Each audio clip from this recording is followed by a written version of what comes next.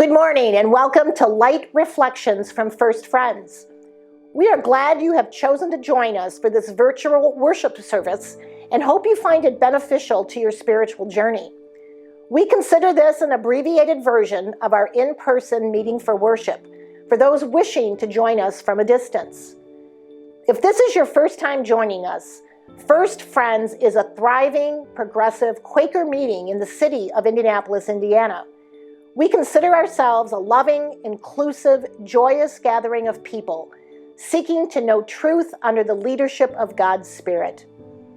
All are welcome, no matter race, age, cultural background, sexual orientation and identity, marital status, physical and mental ability, family structure, or economic circumstance.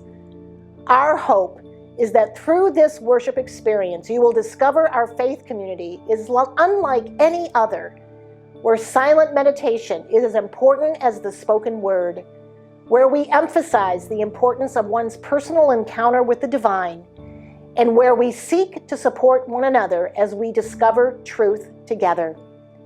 Now we invite you to center down and enter this virtual worship space with us.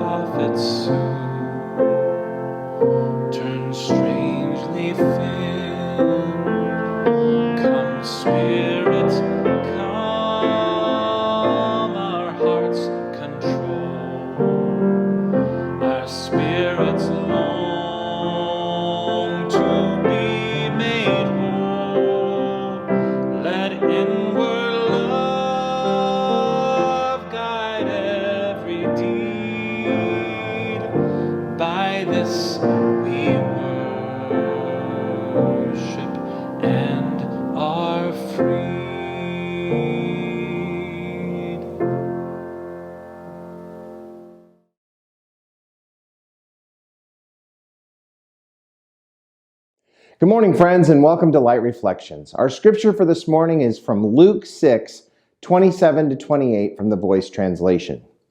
If you're listening, here's my message. Keep loving your enemies no matter what they do. Keep doing good to those who hate you.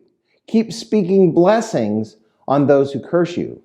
Keep praying for those who mistreat you. Well, a year ago, we planned a unique worship service, which started some fun traditions at First Friends, like wearing witch hats and having our kids come in costumes. That meeting for worship dealt with the response of Quaker Thomas Maule to witches during the Salem witch trial. If you remember, Thomas Maule was an outspoken Quaker living in Salem, Massachusetts, who went to prison 5 times, was whipped publicly 3 times, and fined on numerous occasions for criticizing Puritans and advocating for witches during the Salem witch trials. All because Thomas Maule saw witches as both real people who had that of God in them and not much different than everyone else. He also believed God would punish the Salem witch trial prosecutors for miscarrying justice. Maule was known to say, "For it were better that 100 witches should live than that one person be put to death for a witch, which is not a witch." Well, after preaching that sermon, I quickly found how the radical nature of early Quakers is still debated today. Before I even thought about getting out of bed the Monday after that sermon, I was contacted by our superintendent, Sean McConaughey, about a disturbance on the Friends United meeting WhatsApp for our ministry leaders in Africa. Quickly, I found many of our Quaker leaders in Africa had seen some photos of people in our meeting wearing witch hats during worship and had made some quick assumptions of what was going on. Well, this led to condemning us and saying we were not worthy of being called Quakers, and some even asking us to be removed from Friends United meeting.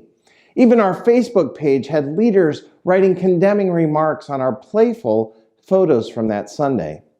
Well, I'll have to say, I was not expecting to wake up on Monday to the entire continent of African Quakers upset at our meeting, as well as at me for my message, which ironically they had not heard. With our superintendent's help, by the end of the day, we had things calmed down. Yet still, it left me thinking a lot about the tensions that being a radical Quaker can create when people do not understand the context or are not part of the community. Actually, in my further research after giving this message, I learned that 100 years after the Salem witch trials, Quakers were still struggling with the Puritans and their differing views on witches. Sue Friday of Berkeley Friends meeting in California points out that Friends during this time exhibited some diversity, though their distaste for theological speculation and argument allowed for greater unity. She goes on to point out that the lay conception of magic and the occult in the 17th century was typically pragmatic. It was concerned with the ends achieved by ritual rather than the source of the power and ignored the potential conflicts with religion. Their conception of witchcraft was ambiguous since they were likely aware of an association with the devil, but only when it was believed that magic was used to hurt rather than divine the future or heal did people demand the perpetrators be punished for their malevolent actions. Since this was the conception of many and Quakers were more diverse in seeking a greater unity, the Puritans began to consider the Quakers to also be witches. I sense that if we did not take the time to clarify the context of our worship in my message from last year to the Africans, we too might have been labeled as witches for our advocacy and seeking unity. Well, during the summer, after all of this was out of my mind, and I wasn't thinking much about Thomas Maule and the Salem witch trials or even the Quaker response, we received an email on our First Friends webpage. We often get inquiries through this page, and Beth and I work hard at responding to each of them. Many of the contacts are people who happened upon Quakers through our website or social media and simply wanted to know more. I've met people who have become regular attenders of First Friends, film directors, business people, academic researchers, and a variety of other interesting people. But on this occasion, Rebecca passed on an email from what seemed a familiar name, James Maule. James wrote, I found Pastor Henry's words when doing some family history research. As you can tell from my surname, I have a particular interest in Thomas Maule, as he is my 7th great-grandfather.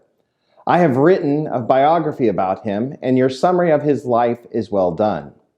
He then asked me about some of my research and wanted to know what my sources were.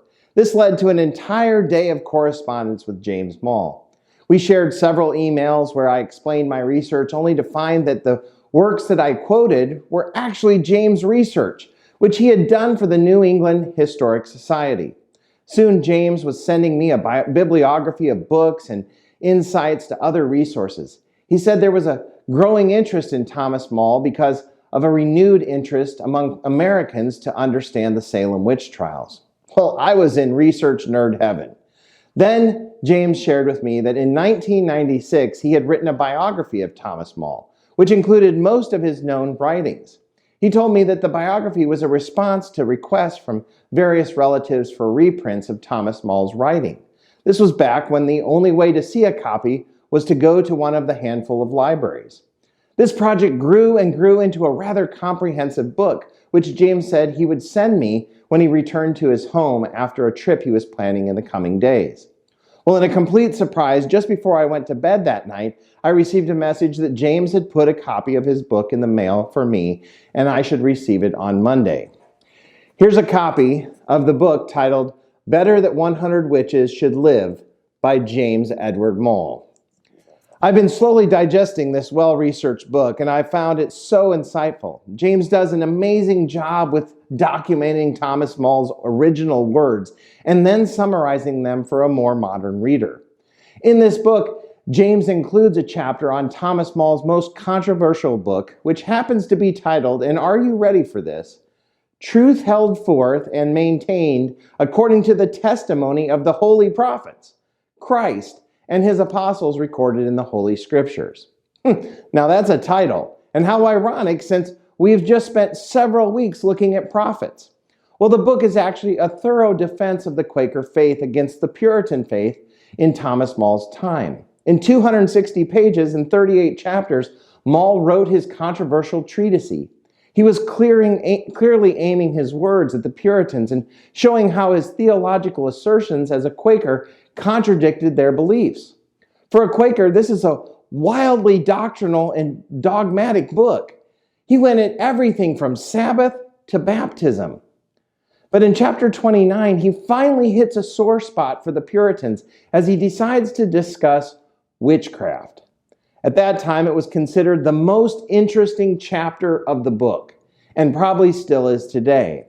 In this chapter, James says that Thomas Maule then questions what would happen if sins other than witchcraft, such as false worship, adultery, and children's rebellion, were punished in the same manner.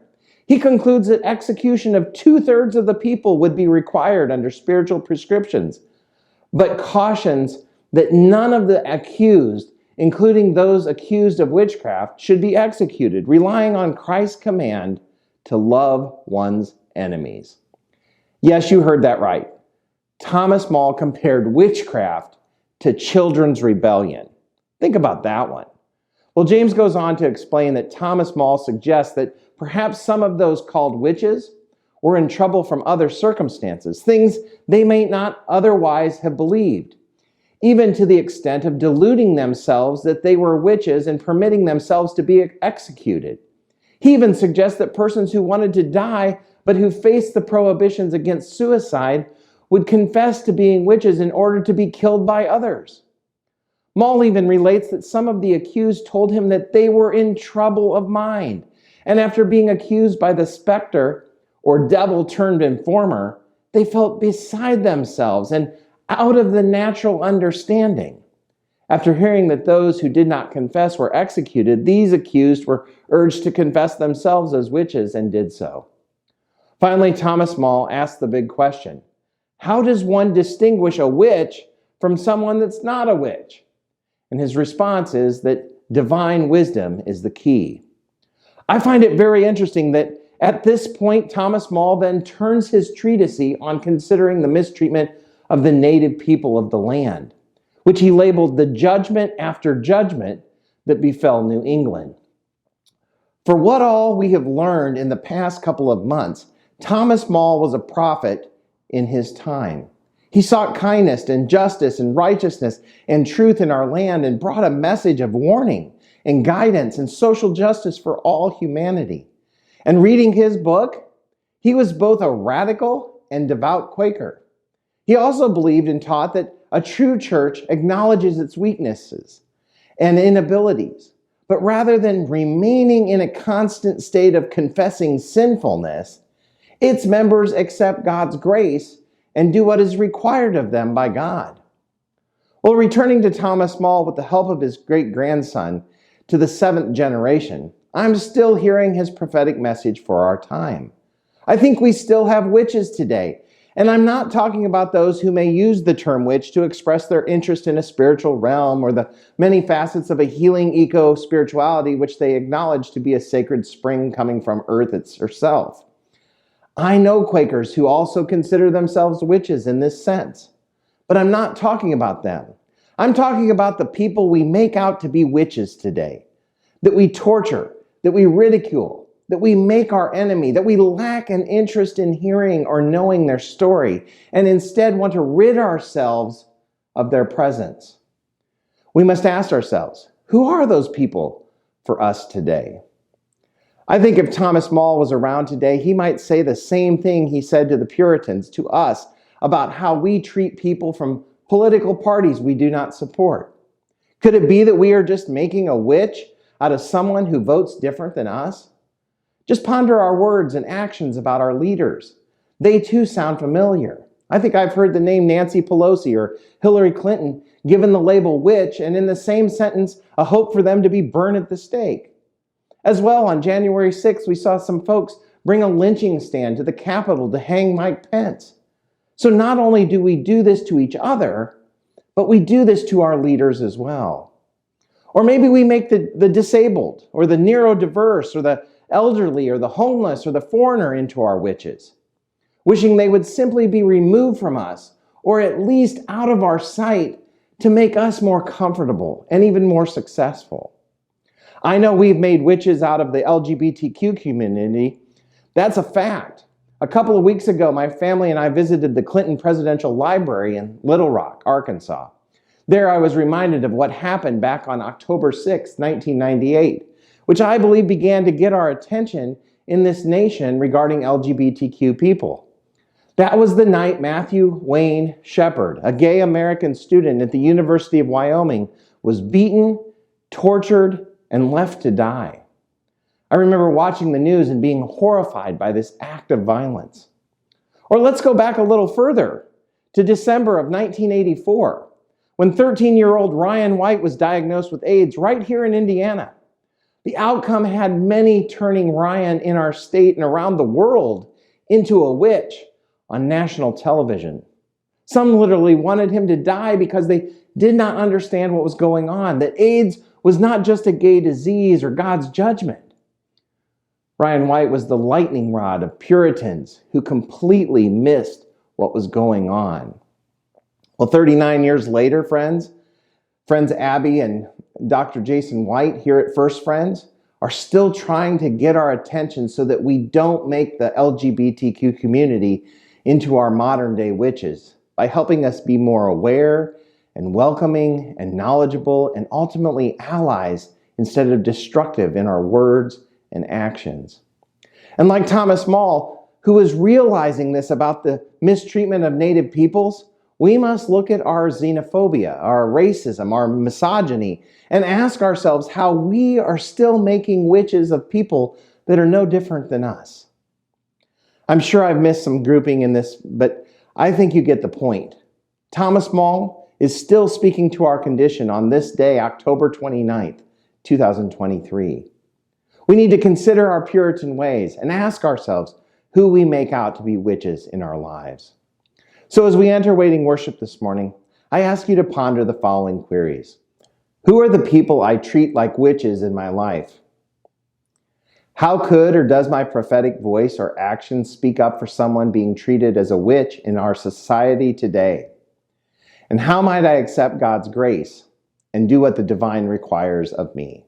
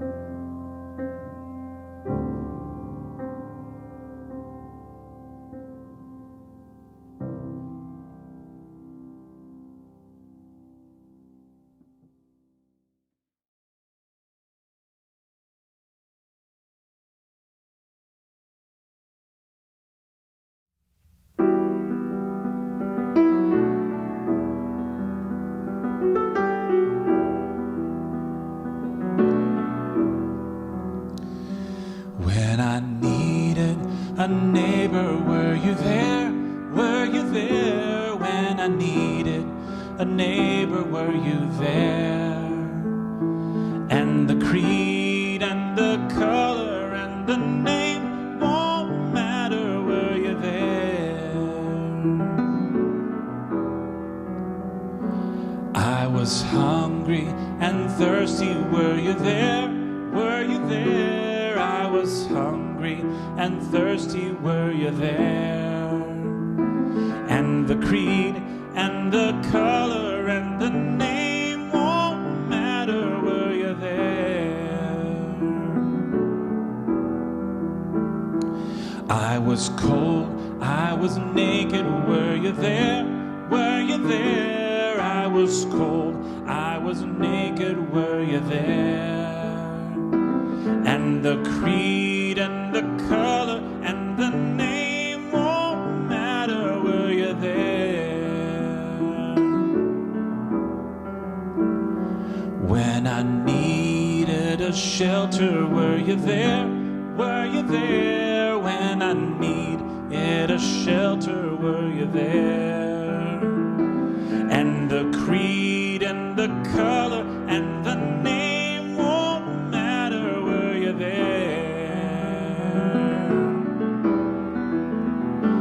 And the creed and the color and the name won't matter, were you there?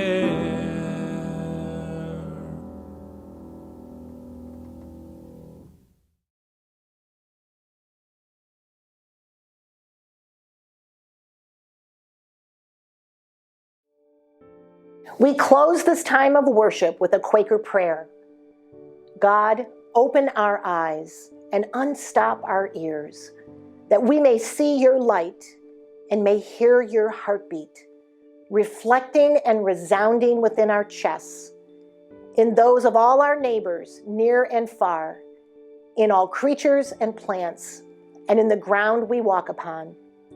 When we finally are able to yield to the leading of your rhythm and flow, may we come to walk cheerfully over the world, answering that of you in all. Amen. Have a great week, friends.